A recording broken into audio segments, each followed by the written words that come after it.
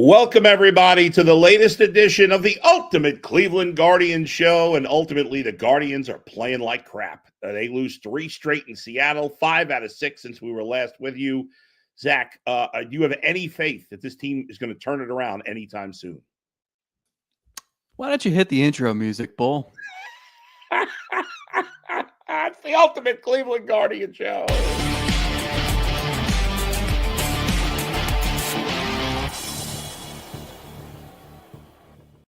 It's not a good sign that you were unable to answer that question. Obviously, this team playing terrible baseball. Folks, throw your comments in the chat, and we will get to it.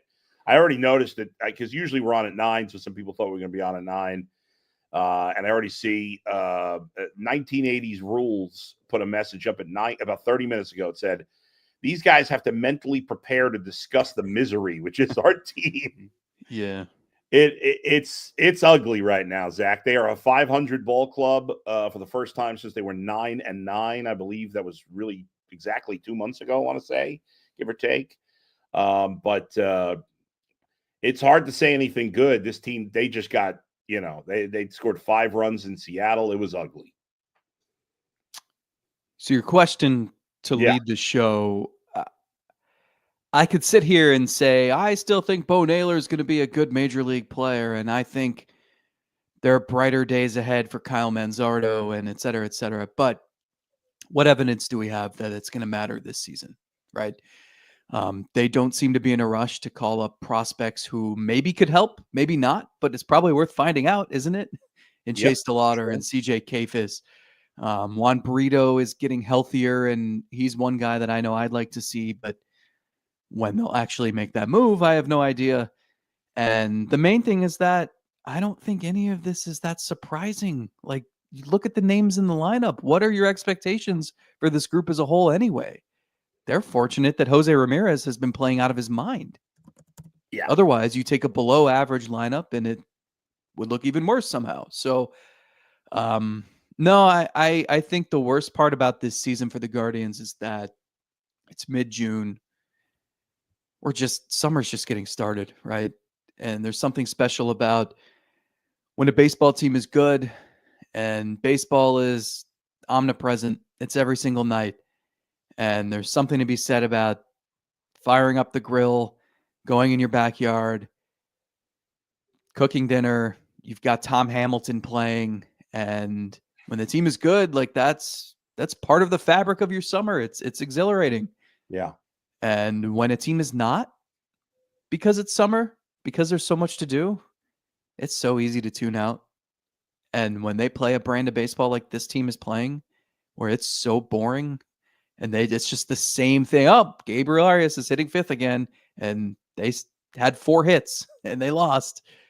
It's pretty easy to become apathetic. And I think that's where a lot of people are.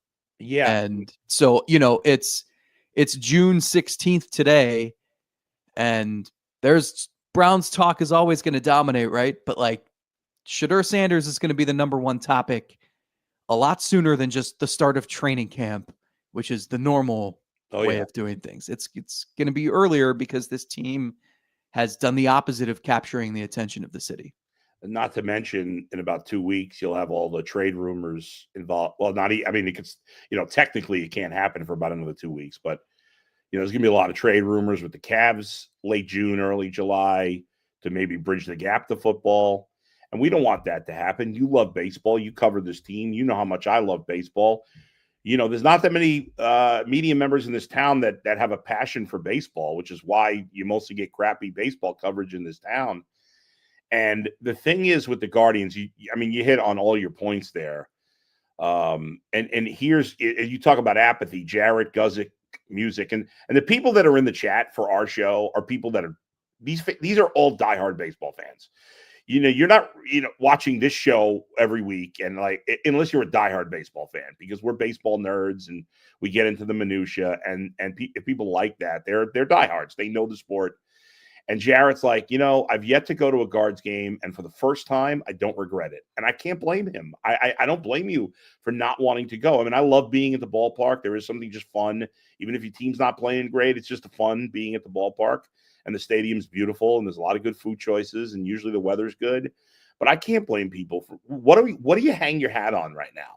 You got a lineup that stinks.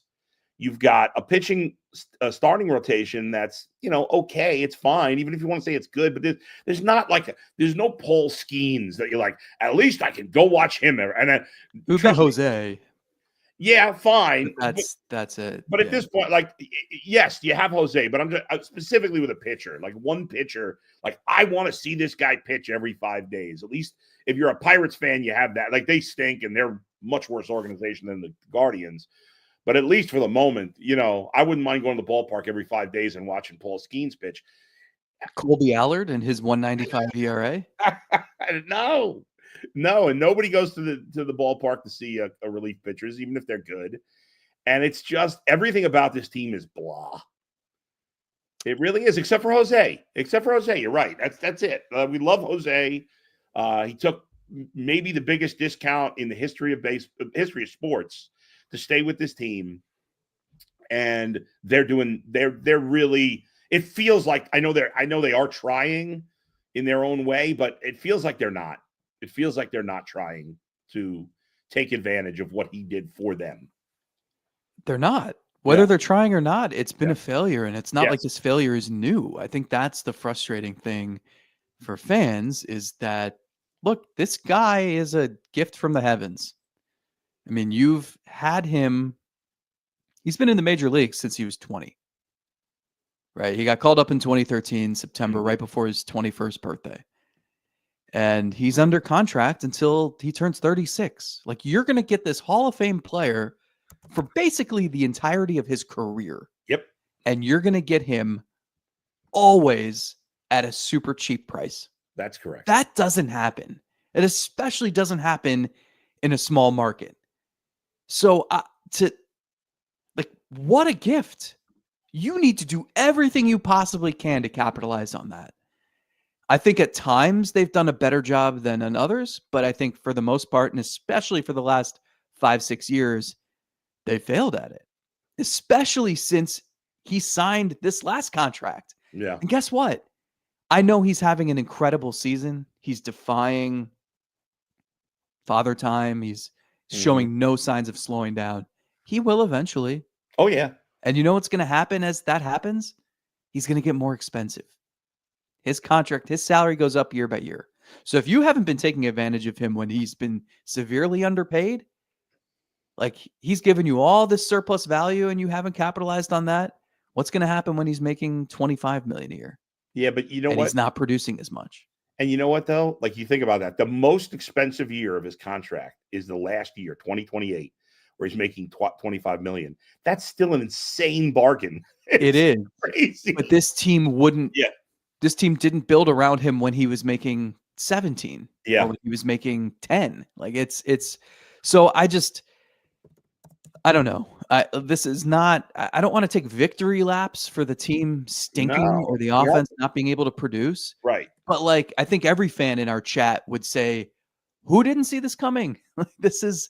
Look at the names you've trotted out there in the lineup. I mean, Carlos Santana is doing a heck of a job for a 39-year-old first baseman, and he's slightly above average. I'm giving him credit because he's 39, not because he's been incredible.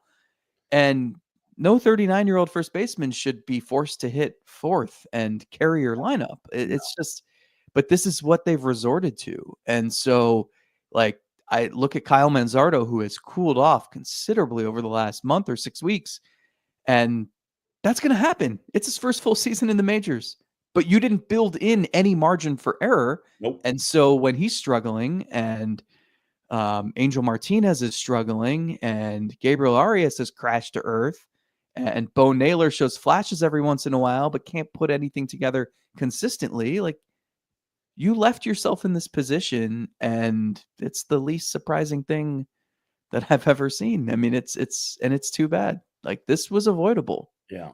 If you look at Jose Ramirez's average annual value, now remember, there's some great players that are young who, are pre-arbitration. They're not going to make this kind of money. When he did that too, though, keep in mind, he signed a 5-year, $24 million extension after 2016, his breakout season. Right. So that was absurdly cheap too. Oh yeah, You see that a lot though. Like the Braves have right. a That's number of fine. guys, Acuna, Ozzy Albies, who Yeah. sign these deals because in baseball, you don't really get paid until you've got 4 years in the big leagues. Salvador So, Perez, remember that one? yeah. So he signed that first. You Yeah. never get the second contract like that. No. And they benefited from it. They You did. know where he ranks in terms of average annual value? You want to just take a guess? Throughout his entire career. No, right. Like during his current contract. Top 3 or top 5 in the majors, I would assume. No. I mean, how much he's getting paid per year on his current contract. So the average, so he's getting. Oh, you mean the salary? Sorry. Yes. I thought you meant like the WAR total based on. No, sorry. Yes, I did not clarify. Well, so where he is an average salary of current contract. Yeah, so what they did was he had 2 years remaining on his previous deal. Yeah.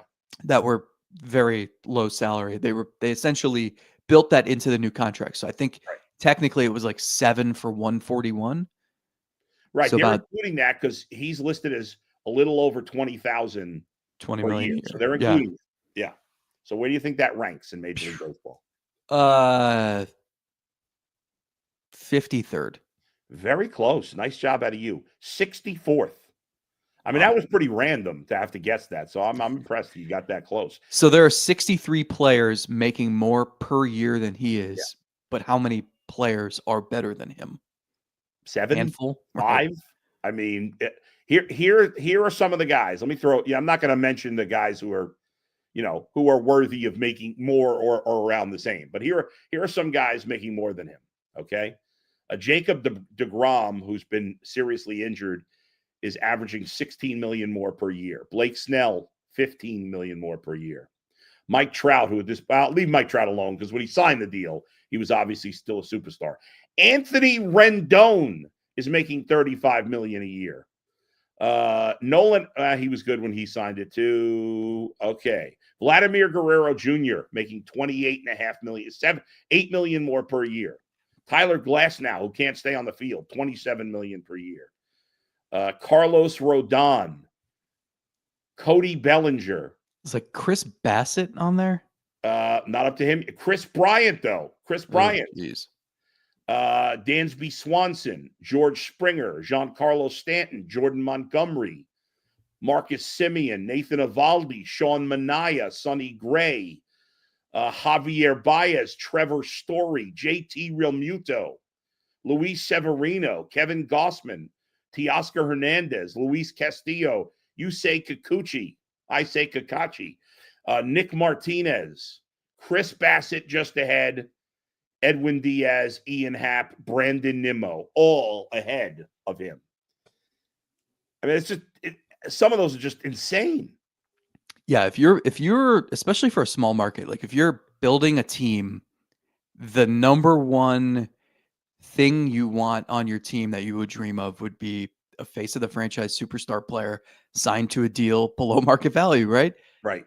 That's and he plays a premium position. I mean, this is not like some first baseman who you're going to sign to a mega contract, and then by the end of it, they're 300 pounds and they can't produce, and they're a DH, and it's ugly, right? We've seen that so many times. Oh, like Albert Pujols, Miguel Cabrera, and that's not to, like, you get your value on the front part of that deal for sure. But Jose Ramirez is still giving you elite value at 32, going on 33, and for what? And look, they've made the playoffs. There are going to be people who criticize us and say, well, like, it's not like they've been the Pirates who can't build around Paul Skeens. Sure. No. But doesn't it add to the frustration that they've proven that they can get there?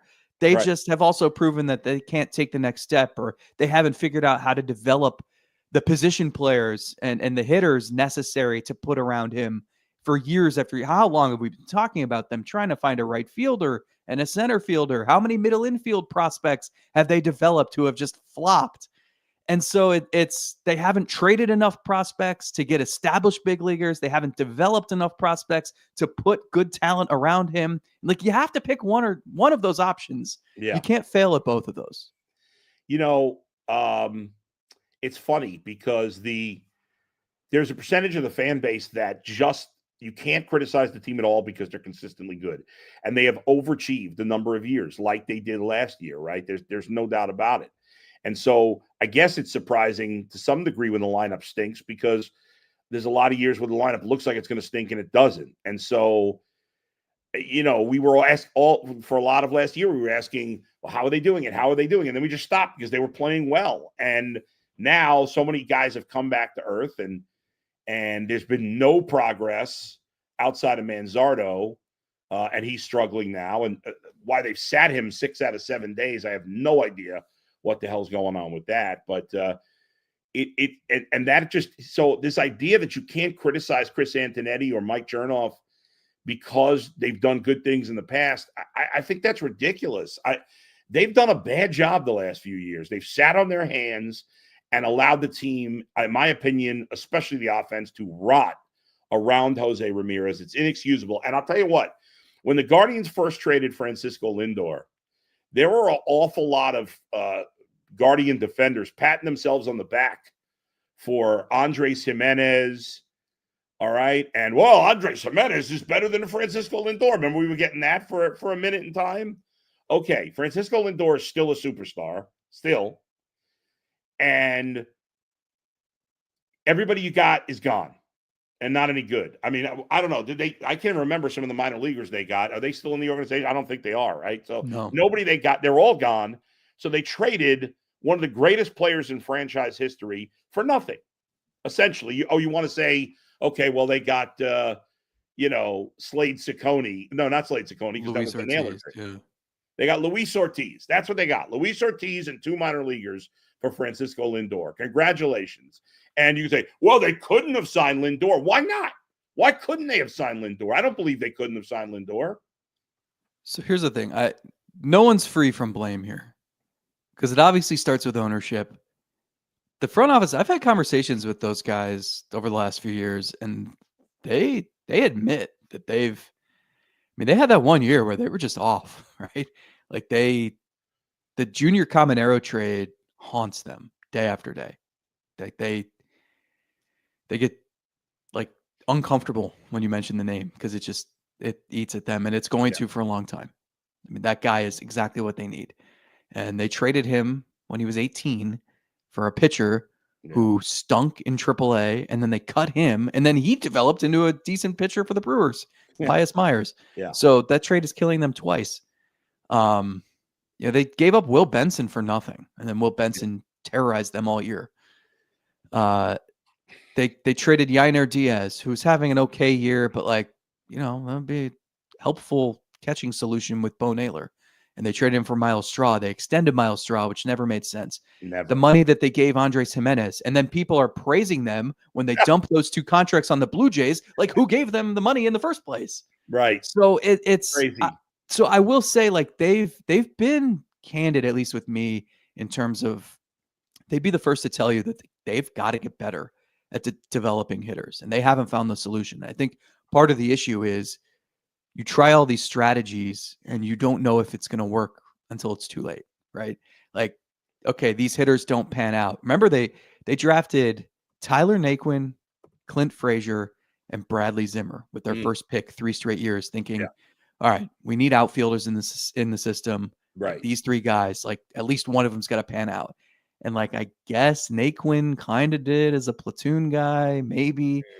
But the fact that the other 2 are done and Naquin is pitching, doesn't, Frazier never panned out. Zimmer didn't really pan out. And so, but you don't have that evidence until years after the fact. And then you're sitting there thinking, okay, did we miss something in our coaching? Did they just not have the talent? And then did we miss something in scouting? Is there something we could have done different? And then remember, they started collecting all these contact hitters, the Owen Millers, the Tyler Freemans, and Stephen Kwan was the shining example of that. But I think he's on a different level, and there are skills in there, and I think just instincts and intelligence that make him kind of the anomaly, the exception to the rule. And so I think they learned that didn't work. They learned that their thought was, let's develop these contact hitters. We can have them add power. That's what Jose Ramirez did. That's what Francisco Lindor did. Those guys weren't hitting 30 home runs in the minors, but they were such good hitters that they could make adjustments, figure out how to hit for power eventually. Because they had, we watched Bobby Bradley, we watched Franmil Reyes, we watched Oscar Gonzalez, like all those guys. It was okay. Big power guys. Can we teach them how to hit for contact? No, that's really hard to do. They just don't have those innate traits. But don't forget John Kenzie now in that group, baby. Exactly. And so you learn from these failures and you try to move on to the next strategy, but it's too late. And they've gone through all these things. And the bottom line is I think it's just identifying talent that's too good to fail. No. And so now it looks like Chase DeLauter is just born to hit, and like that guy should be able to hit major league pitching and is too good at it to fail. Travis Bazzana, the number 1 overall pick, every number 1 overall pick should be too good to fail, right? They've got some of these guys now. You look at their top prospect lists on whatever site you want, it's all hitters.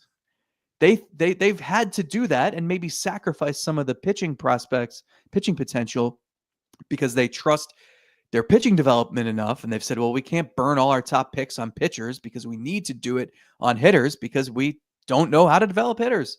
So now you've got hitters stacked at the top of your top prospects list. So this is like, okay, if we can't do it with Bazzana and DeLauter and Brito and Ralphie Velasquez and Churio and all these guys, then I don't know what they're going to do. Yeah. But the problem is that it takes so long and they don't have any sense of urgency. We still haven't seen DeLauter or Kayfus. Brito was hurt, unfortunately. Bazzana's injury is probably going to take him out of the equation this season. And so what do you have? You have another year where it's Jose Ramirez doing incredible things with nothing around him.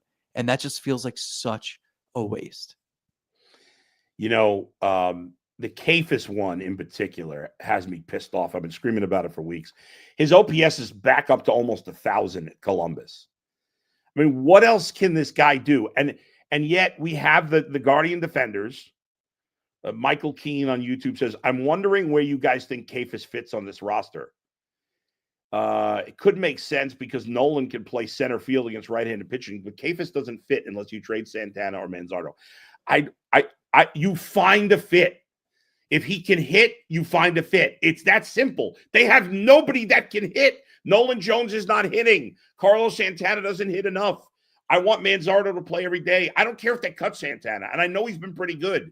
I know that may sound crazy, but, they have to give these young guys who are performing an opportunity. Every other team, it seems like, is doing that, is calling up these guys. I feel like if CJ Kayfus were performing, I know he's not an elite prospect, but he's a good prospect.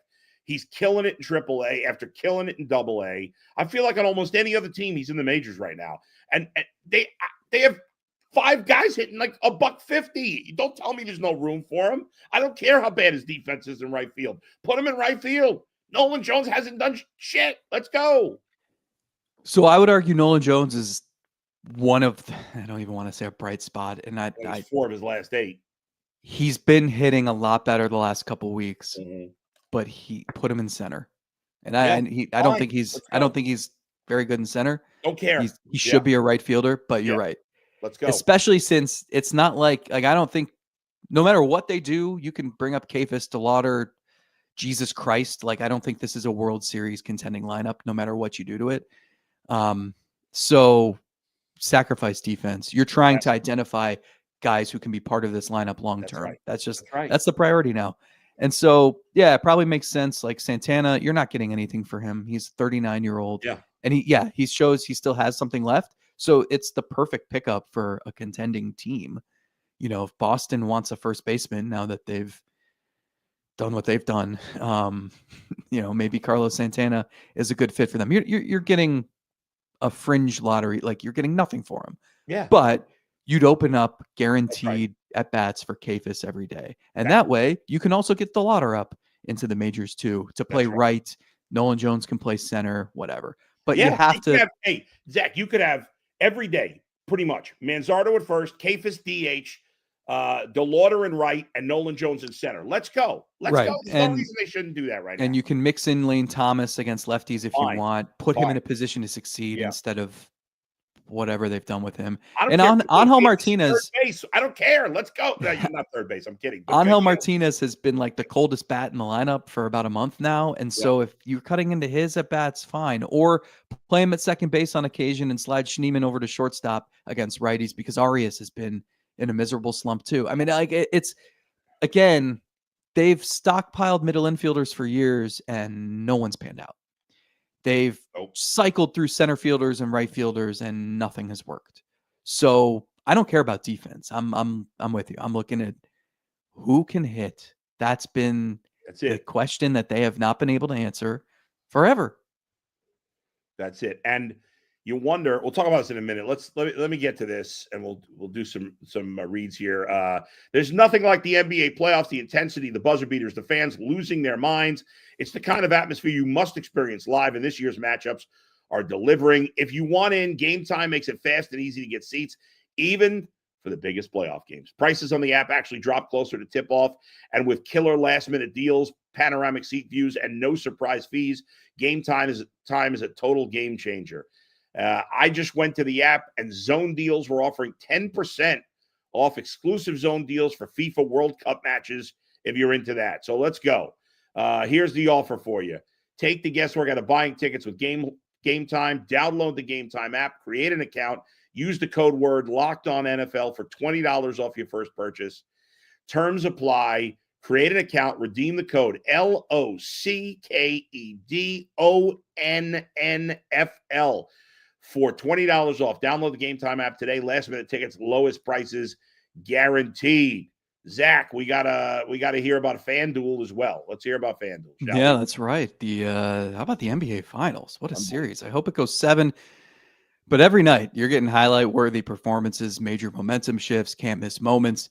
Whether it's a game-winning shot or a breakout player, there's never been a better time to get in on the action. FanDuel makes it easy to stay in the game before tip-off and live with player props, performance trends, and same-game parlays. Fans have more ways than ever to play smart and win big. I know someone who had a random hunch recently that Benedict Mathurin was going to go over 25 points in game, was it game 3? And he did. He had 27. They hit that plus 6,500 on that. Ooh. How about that? Yeah. So that's what you can do at FanDuel. If you're new to FanDuel, it's the perfect time to sign up. Head to FanDuel.com/UCSS and place your first $5 bet. If it wins, you'll get $200 in bonus bets. Make every moment more with FanDuel, the official sports betting partner of the NBA. All right, Zach. Good job out of you. So we saw a blockbuster trade yesterday in Major League Baseball, kind of completely out of nowhere. I know I'm struggling to figure it out. I don't know enough about the prospects that they got, but I know that Jordan Hicks, I know he throws hard, but he stinks. And so you traded Hicks, you traded Kyle Harrison. You know, he's okay.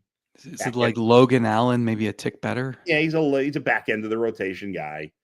One of the kids they got was their first round pick recently, so maybe he's going to be really good. We'll see, but he's a young player. They obviously were just ready to move on from Devers. Maybe they'll have money. You know, they get off a huge payroll because the Giants are paying his old contract, and of course he'll face the Guardians starting tomorrow. I assume they'll be there for tomorrow's game. But that's it's around this time of year that the trades start happening, and in a big time way. We saw it yesterday. I know the Guardians are at 500. They're not usually like traditional dumpers, and they don't have a ton to trade that would get you anything significant back. But I think if you're the Guardians right now, you have to seriously consider trading Emmanuel Clase. And I know he had just had a blown save this weekend, but he's pitched really well since the beginning of the season. I still think there'd be a lot of teams interested in Emmanuel Clase, especially with his contract. Maybe it's a little early, and I don't know that the Guardians are ready to go this way yet, but I think they should be thinking about next year to some degree, even though they're only a game out of a playoff spot. And we've talked about all the bats they need. So I don't know. Do you think there's any chance they trade Clase in the next 6 weeks? Yeah. I think this season feels like we're just replaying 2023, doesn't it? Yes. The offense is inept. Yes. The starting pitching has potential, but it's just too inconsistent. And then Clase is just an enigma. That's what it was 2 years ago. Yep. And with Clase, like some of it's not his fault. He gives up a lot of weird weak contact and stuff.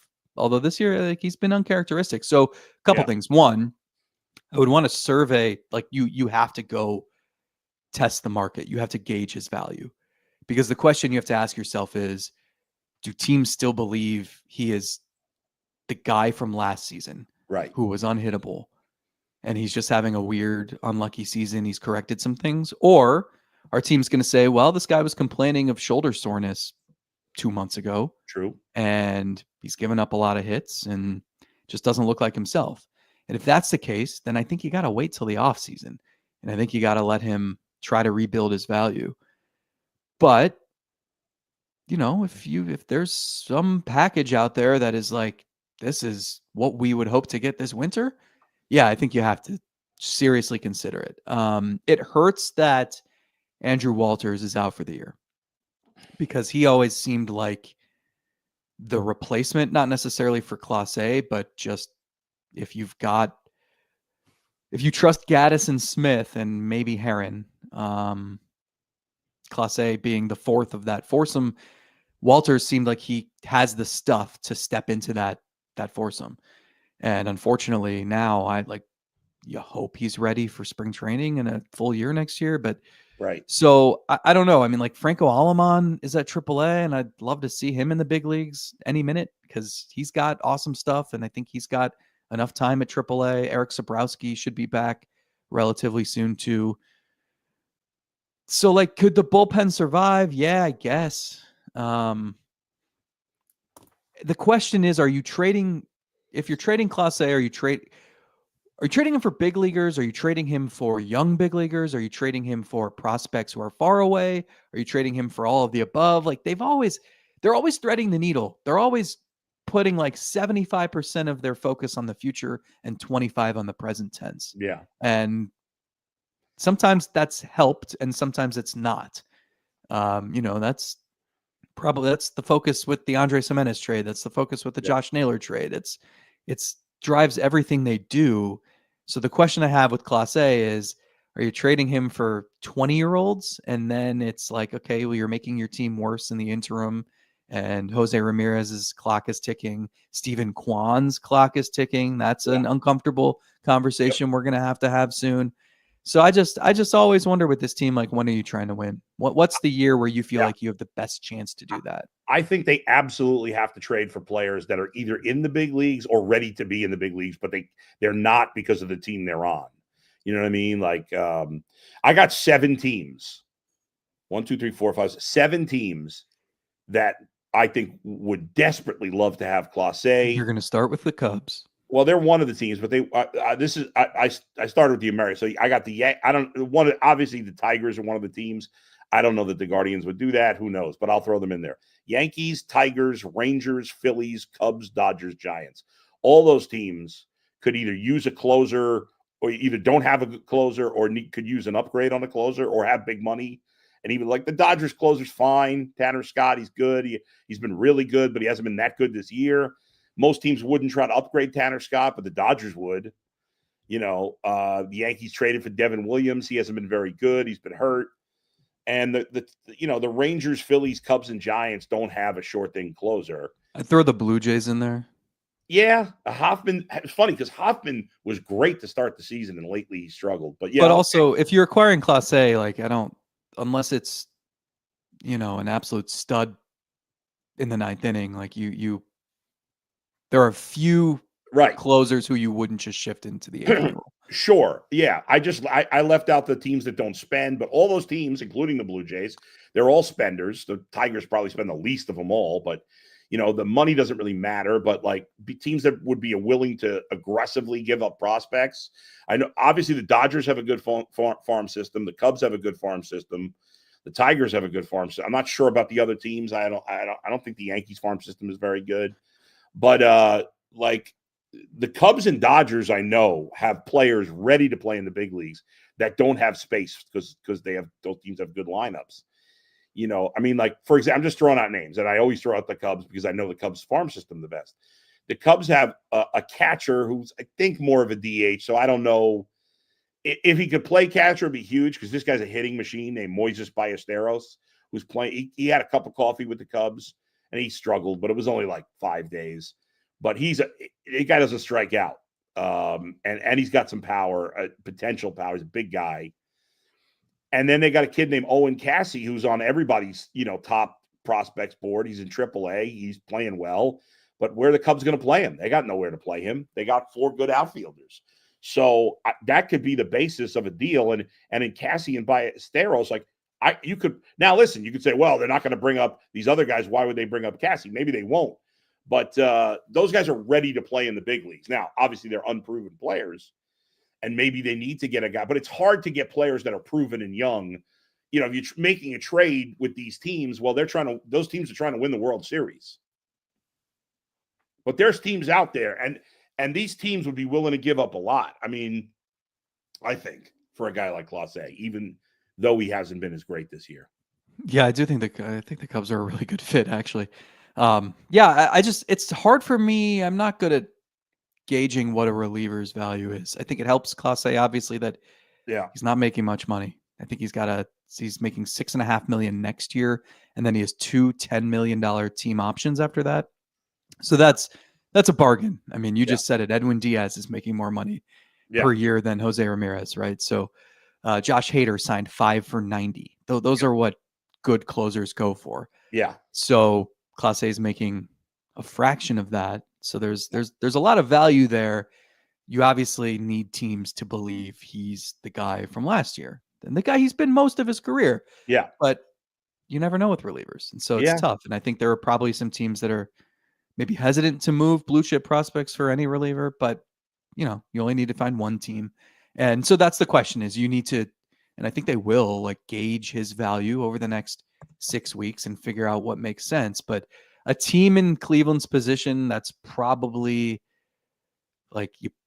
you haven't developed hitters enough. And the price you're going to have to pay to do that is to trade a really good closer on a really cheap contract to address that. Yeah, I think that's it. By the way, the Rangers were listed before the season as the 7th best farm system. And the Tigers number 2. So there's definitely some teams. Do you think they would not trade? And the Cubs number 8.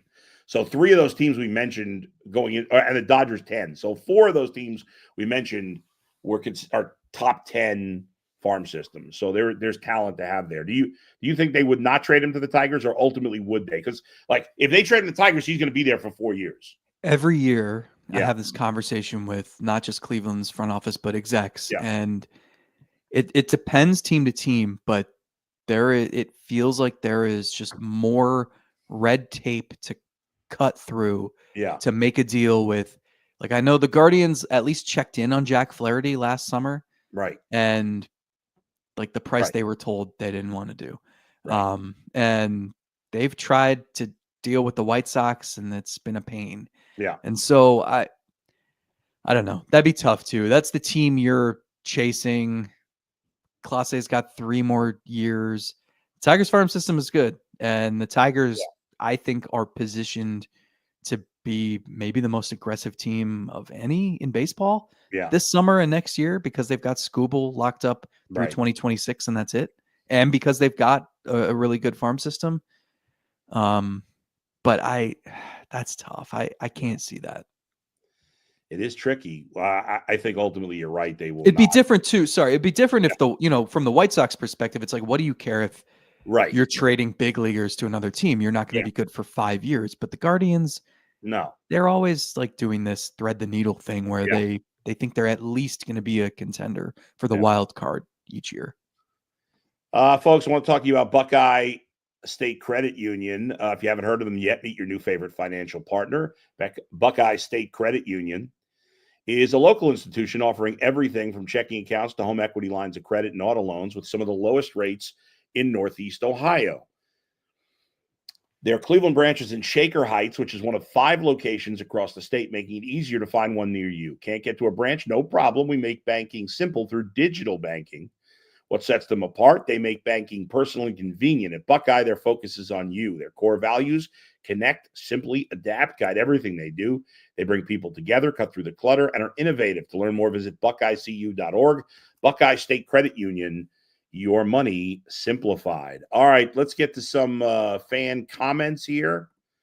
Zach, before we head out, we've got a lot of them. Wahoo fan. Oh, let me take it. Be nice if I took the Buckeye State Credit Union thing out. There you go. All right. Wahoo fan says guards will end up 15 games out at an all-star break and have a fire sale. $400 million jet. The guards are a lot of things. A win now team isn't one of them. John says, super chat from Salish. Wow. He spent a lot of money on the super chat. Holy moly. Why doesn't the Guardians owner spend? Isn't it good business to spend and progress with big names in turn to get more value back? Baffling. It is baffling. And we had somebody earlier be like, well, we can't compete with the Yankees. Nobody's asking you to spend like the Yankees and Dodgers. But I can ask you to spend like the Cardinals. I can ask you to spend like the Brewers. I can ask you to spend an extra $50 million. That shouldn't. The Guardians are spending less now than they were 25 years ago. If you factor in inflation, they're spending significantly less than they were 25 years ago. There's no reason their payroll couldn't be 50 million higher. Nobody can convince me otherwise, and they'd be a much better team with 50 million, especially if you love their front office so much that they can't be criticized. Well, then with an extra 50 million, they should be able to do great things. Paul Sewald will get $7 million this year. Jacob Junis, $4.5 million. Austin Hedges, $4 million. Yeah. I know they love Hedges. But why would you pay a guy who's the worst hitter in baseball $4 million? I don't understand. They have not spent it's a two-faceted argument because they have spent their free agent dollars so poorly in recent years, right? Zunino, complete bust. Josh Bell, complete bust. But what's his name? Scott Barlow last year. Scott Barlow. But I think part of that is just the aisles you have to shop on. If the only thing on your aisle is Spam, it's probably not going to be the tastiest dinner you've ever had, right? But if you were able to shop on other aisles, you might be able to cobble together some ingredients to make a decent dish. This is depressing. Especially if you're using Menu RX. That's right. 1980s rules. Give it to Blitzer already. Dolan's are from Cleveland. Don't give a crap. He said shit. Guardians are just a platform to promote Velasano. Yeah, Hedges $4 million. It's completely ridiculous. All right. Well, maybe we can actually talk about the team if they have a bounce back week. We'll see. They're playing the Giants, who will unveil their new excellent hitter, Rafael Devers, who joins them. The Guardians will play in San Francisco and then 3 in Sacramento. It's going to be Slade Ciccone and Robbie Ray tomorrow, Logan Allen and Hayden Birdsong Wednesday, Gavin Williams and Logan Webb on Thursday. So the Rays got the Giants got their 2 best pitchers going the first and third games of that series. So not going to get any easier for the Guardians hitters against 2 really good pitchers. So anyway, Zach, good stuff as always. Thanks to everybody for joining us. Hopefully we'll have better news next week. Hopefully the Guardians won't fall under 500 tomorrow. We'll hope for the best. We'll talk to you next time. Where else but right here on the Ultimate Cleveland Guardian Show. See you, everybody. All right.